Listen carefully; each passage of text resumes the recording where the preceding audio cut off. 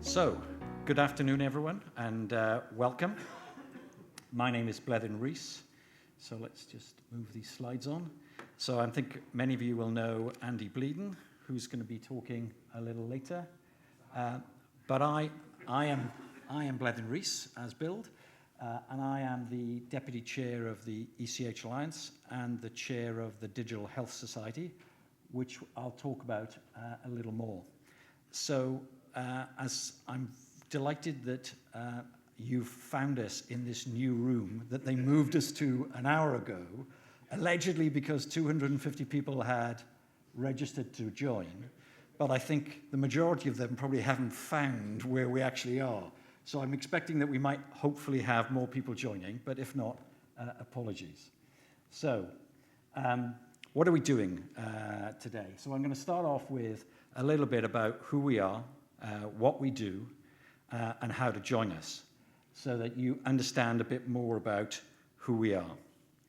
So starting off, this is today's agenda, and on your seats you have this, so I'm not going to spend any longer talking about that. On Thursday we have two different topics that we're talking about in the morning, and again those are on your agenda so you can see those. So let's talk a little bit about who we are, what we do.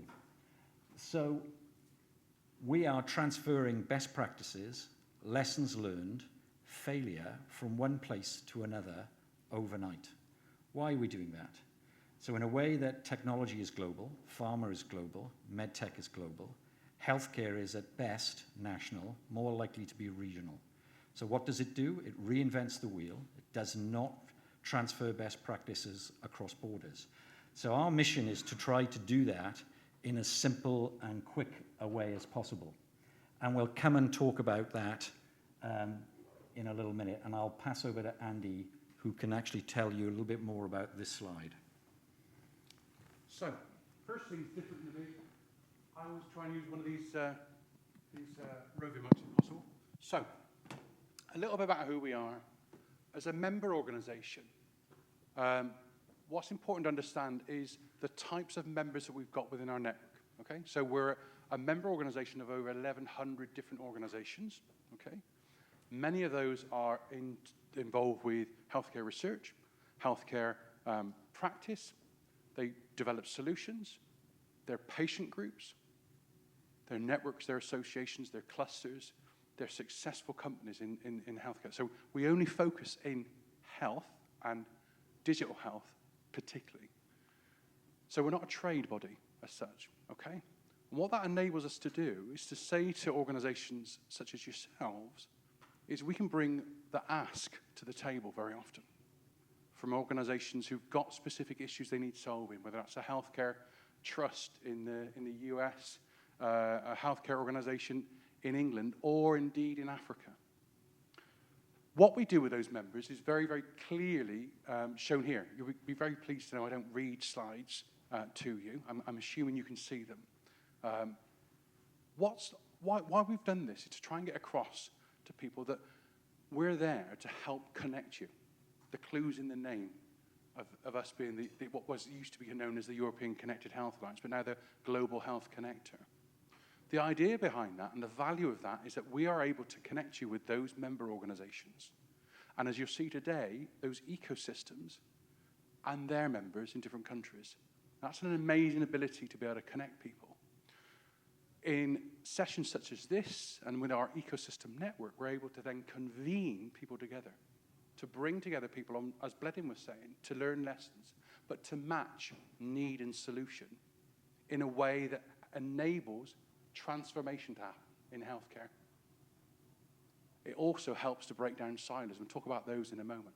We're also there to amplify what our members do. And some of our members are here today. We've been able to amplify that to a network of over 23,000 individuals with a newsletter, or 50,000 people on LinkedIn.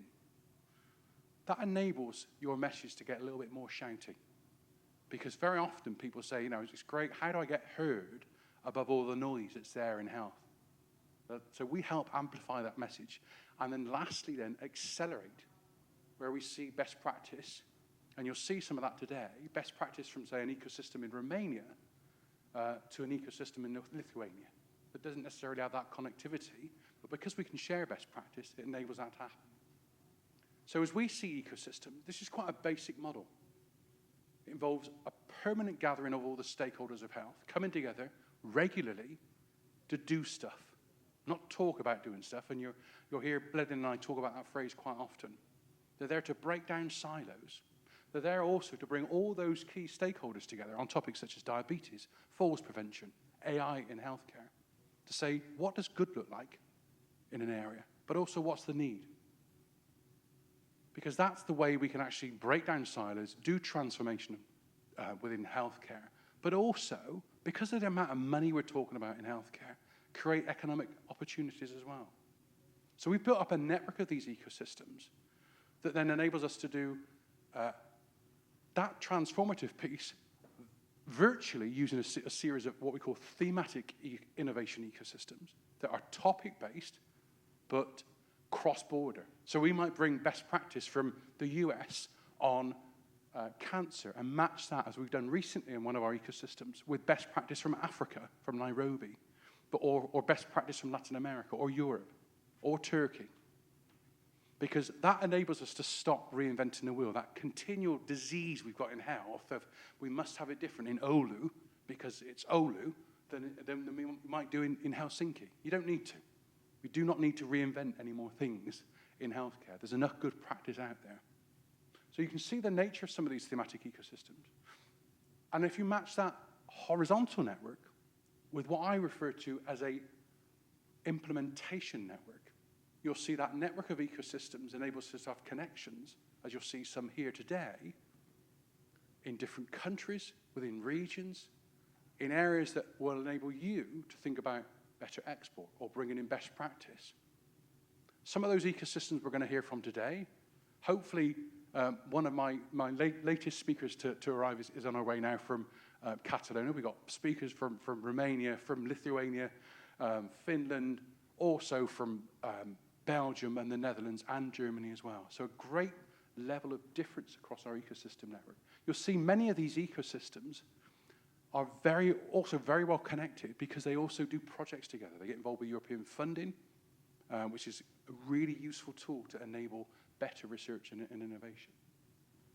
Over to you.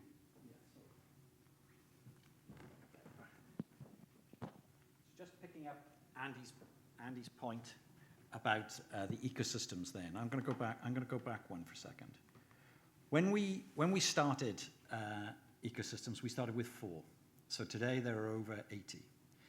And the struggle when we first started was thinking, well, actually healthcare systems are funded very differently around the world. And these ecosystems are actually very different in terms of how they're structured. We're not prescriptive about the form. Some of them are built around life sciences hubs. Some of them are built around startup and innovation hubs.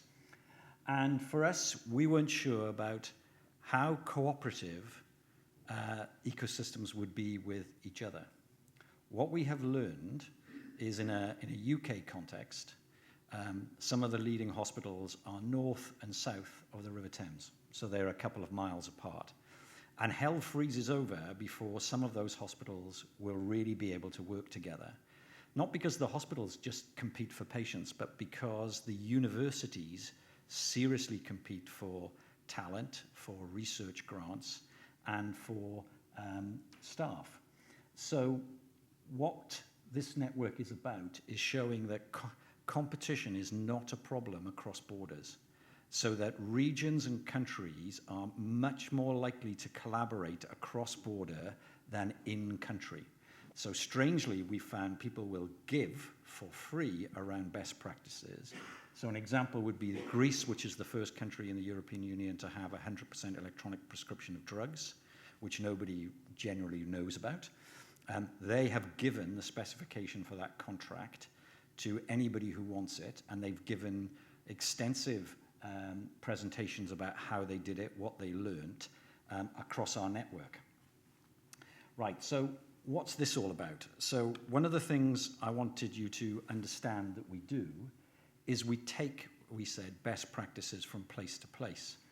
So this is a slide from 2014, from Mobile World Congress, the largest telecommunications event in the world, 90,000 people in Barcelona.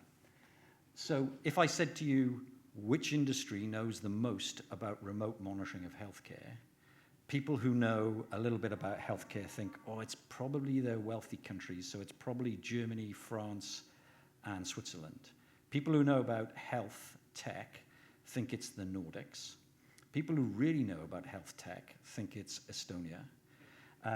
But in reality, nobody knows that it's maritime. So that may surprise you, but the real reason I'm showing you this is that maritime owns the largest number of ships in the world. People have been getting ill on ships for centuries. So who were the first users of telecare? Maritime.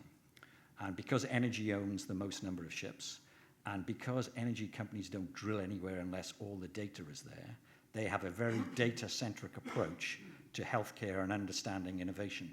So we took Shell to Mobile World Congress back in 2014, who said, we have a satellite briefcase, $25,000 of equipment, first supply of Google glasses to a company, James Bond earpiece, and they dial into a virtual tertiary hospital in Norway, and they treat somebody who is seriously hurt in a remote part of the world. Could be deep parts of Africa, China, and Greenland certain times of the year. And if they don't treat that person, they may die because they can't helivac them out within 24 hours.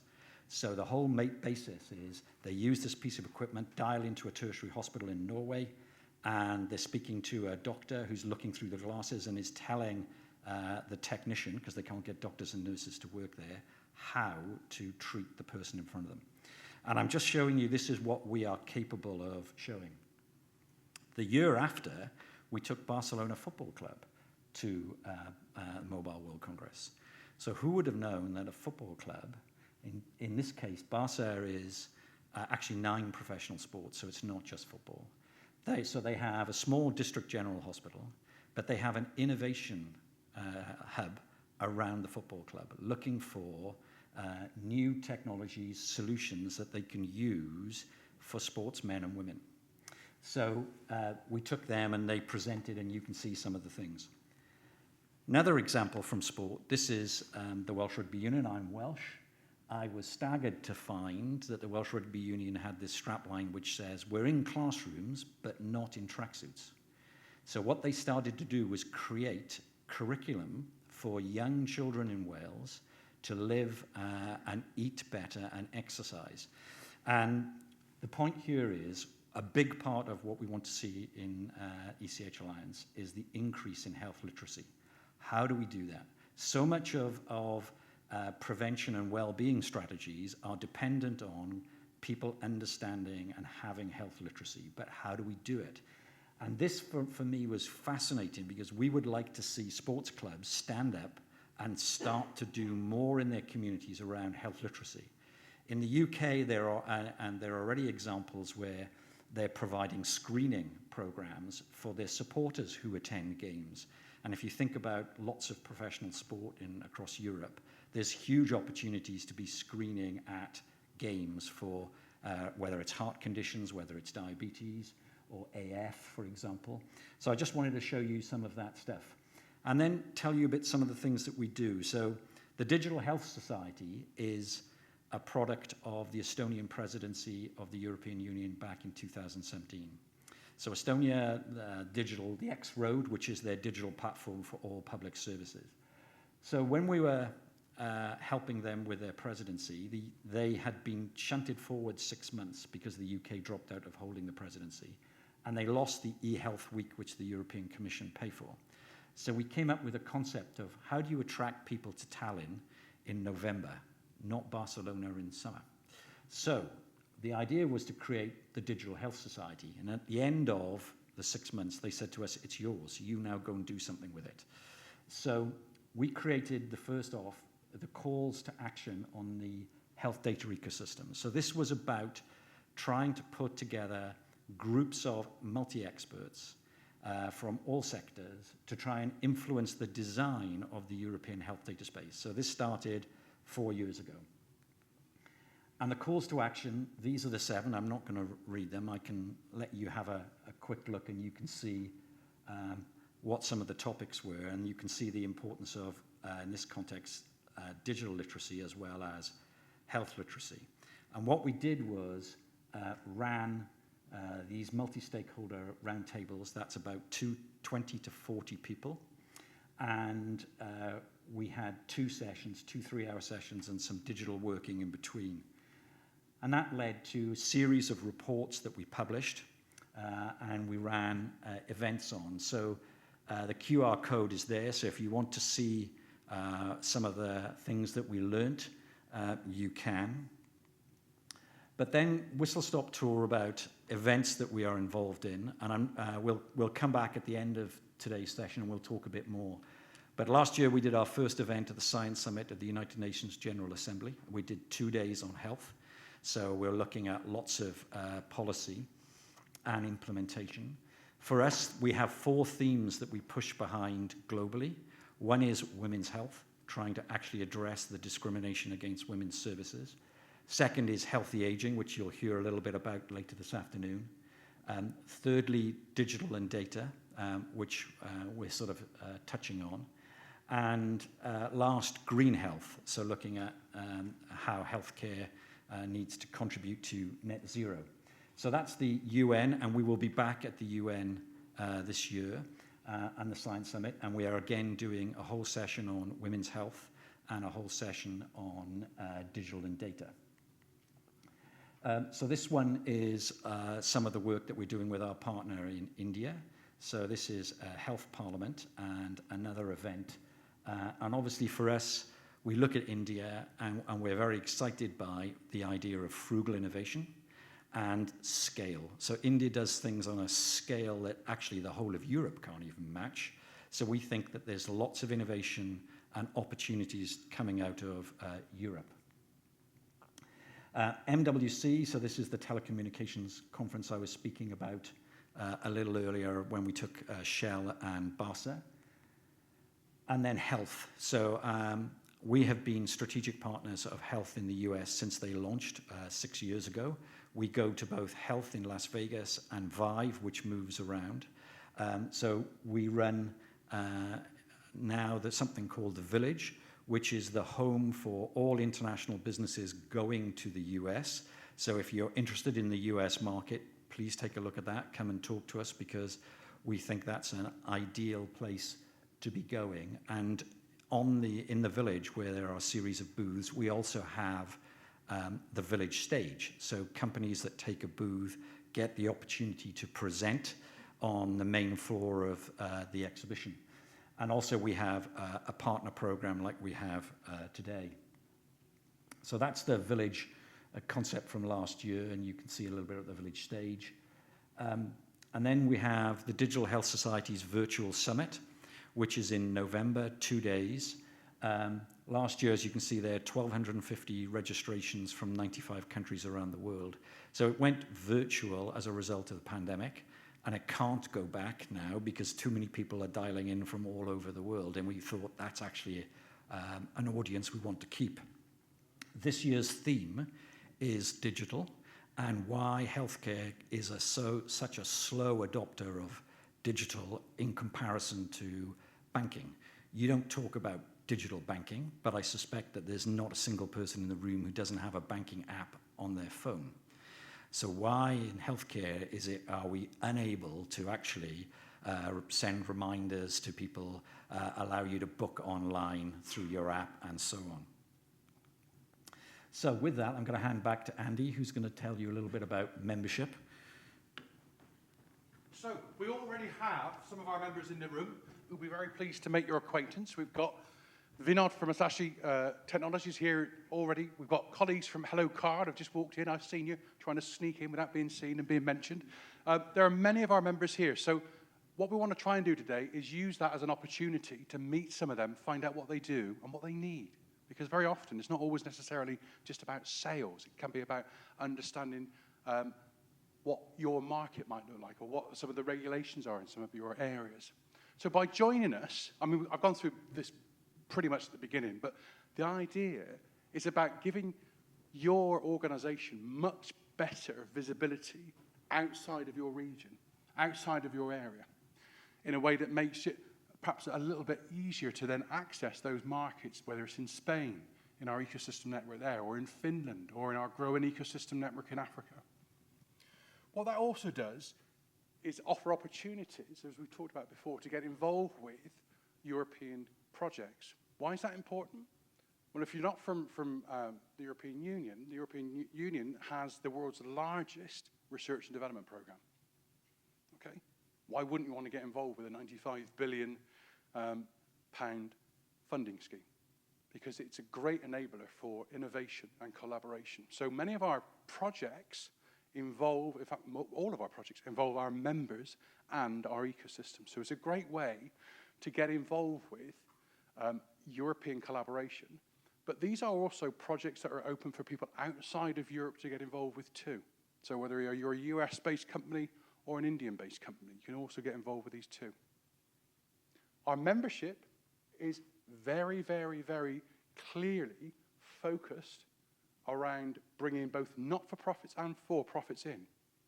Obviously, if you're a not-for-profit from Europe, that might be a free membership. But for companies, that starts from as little as €1,000 that enables us to then help promote, connect, convene, the things we talked about at the beginning of this session. If you're interested in finding out more about membership, there's a QR code there. You can find out about some of the benefits of becoming a member. And then obviously you can speak to me too. But you've also got there the ability, if necessary, for some people, they just say, well, we can't do membership, but we still want to collaborate. We still want to play nicely and collaborate. So there are other ways that we can work together, whether that's to do with some of our Connect programs or indeed some of our Amplify programs. So come and have a chat with me, and we'll go through that in greater detail. The types of members, as I talked about before, you can see here. Okay, and this is important to see. Obviously, some of the organizations that joined, and if you've got very, very good vision, you'll be able to see the names of them, but the logos of these are quite small. But it gives you a good idea of the type of variety of research organizations, patient organizations, companies, government bodies, 190 government bodies, 250 networks associations, 120 hospitals. So all of a sudden, you see that network's much larger. And what we're going to do later today with our ecosystems is then do a deep dive into their networks, because that's an even deeper network. What you'll see here is a clear breakdown of where our membership is heavier.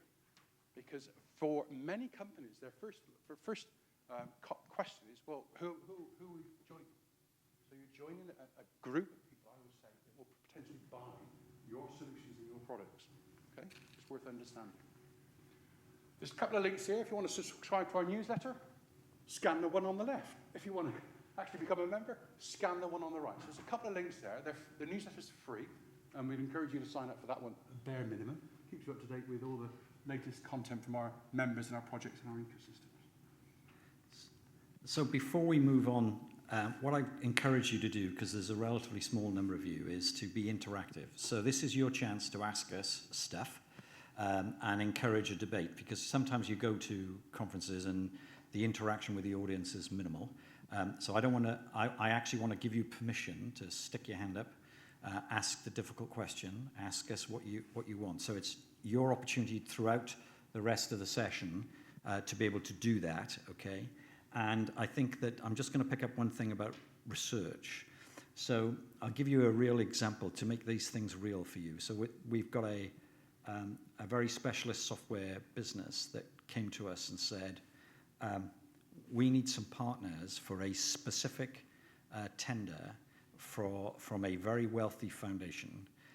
And in a particular country, we need to find a hospital, a lead academic, and some potentially other industry partners. So we then use our network, we use the ecosystems in the particular country to actually deep dive and find those connections. So a real practical example of how you can do this. But also, what I want to emphasize is that increasingly there are opportunities to get funding from non-EU sources. So in other words, private companies like pharma, medtech, as well as large foundations who are looking to commission particular pieces of work. So think a little bit broader than just EU-funded projects. Thank you.